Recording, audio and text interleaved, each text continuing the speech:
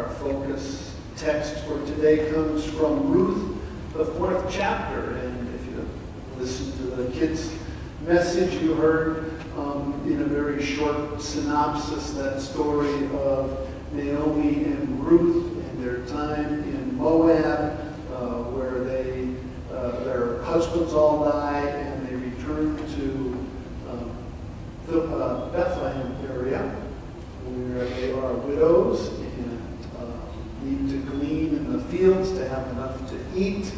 And a man named Boaz, who was a relative of Naomi's husband, is good to them, and he promises to be their redeemer if another gentleman isn't their redeemer first. And that's where we find them today.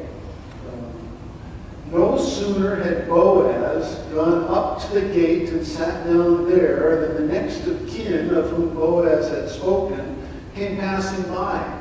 So Boaz said, "Come over, friend, sit down here." And he went over and he sat down. Then Boaz took 10 men of the elders of the city and said, "Sit down here." So they sat down. He said then to the next of kin, "Naomi, who has come back from the country of Moab, is selling the parcel of land that belonged to our kinsman Elimelech. So I thought I would tell you of it and say, buy it in the presence of those sitting here and in the presence of the elders of my people. If you will redeem it, redeem it. But if you will not, tell me so that I may know, for there is no one prior to you to redeem it, and I come after you." So he said, "I will redeem it." Then Boaz says, "The day you acquire the field from the hand of Naomi, you are also acquiring Ruth, the Moabite, the widow of the dead man, to maintain the dead man's name on his inheritance."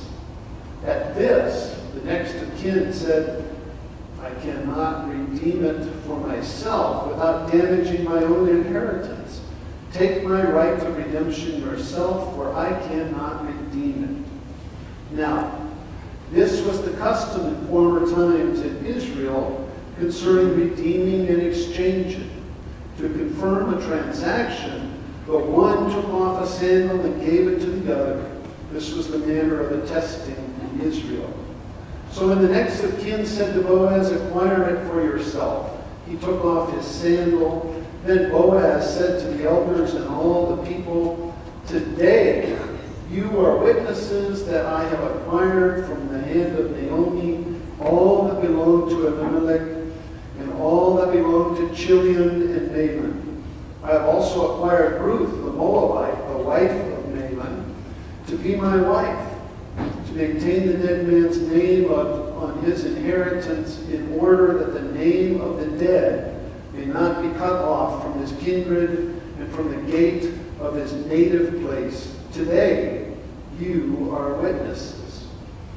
Then all the people who were at the gate, along with the elders, said, "We are witnesses. May the Lord make the woman who is coming into your house like Rachel and Leah, who together built up the house of Israel. May you produce children in Ephrathah and bestow a name in Bethlehem. And through the children that the Lord will give you by this young woman, may your house be like the house of Perez, whom Tamar bore to Judah." So Boaz took Ruth and became his wife. When they came together, the Lord made her conceive, and she bore a son. Then the women said to Naomi, "Blessed be the Lord, who has not left you this day without next of kin, and may his name be renowned in Israel. He shall be to you a restorer of life and a nourisher of your old age. For your daughter-in-law who loves you, who is more to you than 7 sons, has borne him." Then Naomi took the child and laid her in his bosom and became his nurse. The women of the neighborhood gave him a name, saying, "A son has been born to Naomi." They named him Obed. He became the father of Jesse, the father of David. Now these are the descendants of Perez. Perez became the father of Hezron, Hezron of Ram, Ram of Amminadab, that's a good one, isn't it? Of Nation of Solomon, Solomon of Boaz, Boaz of Obed, Obed of Jesse, and Jesse of David. The word of the Lord. So we have spent these past 3 weeks and now today looking at the Hebrew word hesed. And there were several definitions of hesed, but the definition that we have been working with most of the time is God's love in action. And we've seen God's love in action all the way through this story of Ruth and Naomi. Elimelech and Naomi showed hesed for their sons. It was a famine. They were afraid that they would starve to death if they stayed in Bethlehem. So they moved all that way over across the other side of the Dead Sea to Moab, where there was rain and there was water to grow their crops and to feed their livestock and to continue their life together. The sons grew up and took wives while they were in Moab. And then Elimelech died, and there was hesed because the wives took care of Naomi like she was their own. And then when the boys died, 10 years later,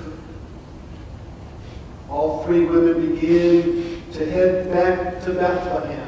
They had heard by word of mouth that Bethlehem area now had rain and water in the streams and in the rivers, and it was a good time to go back to Bethlehem. So they began their trip back to Bethlehem. But Naomi had second thoughts about the women going with her. And so Naomi tells the girls to go back to their families. Go back and be once more a part of your own people. Find new husbands and live a great life in your own land. And Orpah goes back. But Naomi shows that hesed that I talked to the kids about. I didn't use that word obviously. But the hesed that Ruth showed to Naomi of where you go, I will go. Where you lodge, I will lodge. Your people will be my people. Your God, my God. And where you die, I also will die, and there will I be buried. God's hesed, God's love in action. And then when they get there, there are more widows. Some of the people are glad to see Naomi, but they're not caring for Naomi. They seem to have a place to live, maybe in the old house that Elimelech and Naomi had before they left for Moab. We don't know where they lived, but we know that Ruth said to her mother-in-law, "May I go out and glean so that we can take care of ourselves." And she goes out and gleans in the field. And the first day she comes back with an ephah, 30 pounds of barley flour. An incredible amount of barley flour. So she worked hard and she brought it all home to her mother-in-law. God's hesed, God's love in action. And she meets on that day Boaz, who offers her God's hesed, God's love in action, where he says to her, "Stay with my women. I've instructed my men to protect you rather than to bother you. You need not worry about your own safety. You need not worry about how much you will be able to gather, because I'm going to tell my men to leave extra for you. So Boaz shows Hesed to Ruth and Naomi. And then we come to the story last week on the threshing floor, where Ruth, things mixed up here. Ruth goes at night when Boaz is drunk and contented, the Bible says, but it was a harvest festival, so we're going with drunk. And he was laying there by the piles and piles of flour to protect it, and Ruth goes and lays by him. We don't know for sure from the reading here, but we're pretty sure when she uncovered his feet, that's a euphemism, a metaphor for sex. And Boaz shows great hesed when she says, "Throw your cloak over me, for you are the next of kin." She proposed marriage to him, and he agreed on one condition. He was going to live this life of hesed and showing God's love in action with Ruth. But there was another redeemer, a family member that was closer to them than he was. And we come to today's lesson. Today, Ruth is still a foreigner, and she's still a widow. And in many ways, and to many people, she is still an outcast.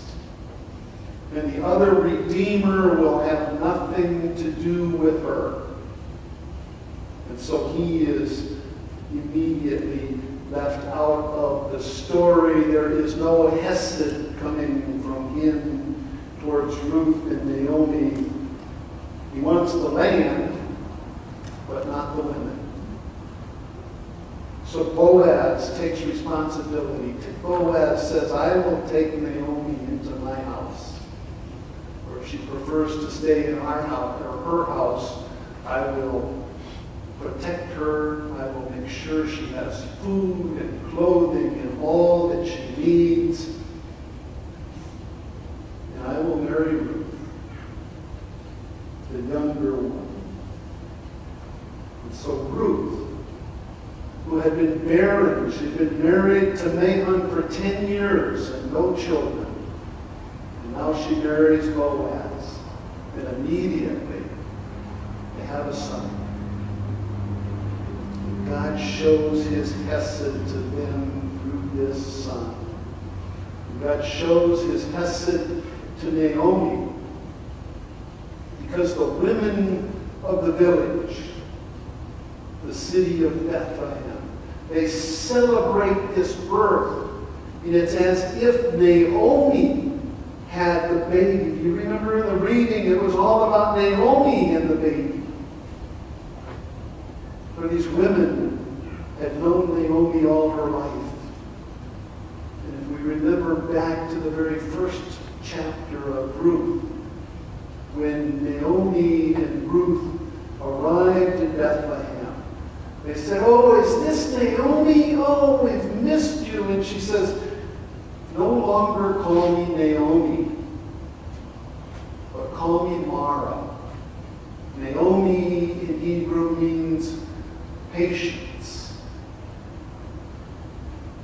And Mara in Hebrew means bitter or bitterness. So she no longer wanted to be called patience. She wanted to be called bitter. Because the Lord had dealt so harshly with her, the death of her husband, the death of her 2 sons, she no longer felt loved by God at that moment. But now that Ruth has found the Redeemer, the family Redeemer, and had a son, Naomi's name, Naomi's birthrights will continue to be passed.